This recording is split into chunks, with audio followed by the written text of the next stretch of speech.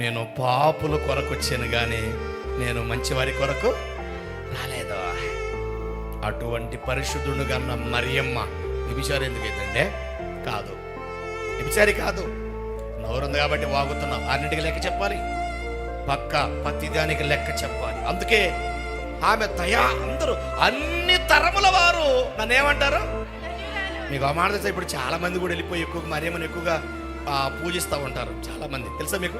కొన్ని గుడిలోకి వెళ్ళి అదే ఈ సందర్భం వచ్చినప్పుడు మాట చెప్పాలి మీ అందరికీ. ఆమె ధన్యురాలన్న మాట అక్షరాల 200% కన్ఫామ్, అందులో డౌట్ లేదు. అయితే ఆమె గర్భంలో పుట్టిన యేసుక్రీస్తే మనందరి కోసం ప్రాణం పెట్టి పాపం చేయకుండా బ్రతికాడు, వివాహం లేకుండా బ్రతికాడు. నాలో పాపం ఉన్నదని మీలో నిరూపించేవాడు ముందుకు రండి అన్నాడు. పాపం చేస్తున్న వాళ్ళని కూడా క్షమించాడు, రాళ్లతో కొడుతున్న వాడిని చంపకుండా ఆపాడు, పొరుగువానికి ప్రేమ చూపించాడు, సిలువలో ప్రాణం పెట్టాడు. ఆయన్ని మీరు ఆరాధించాలి. గుర్తుపెట్టాలి.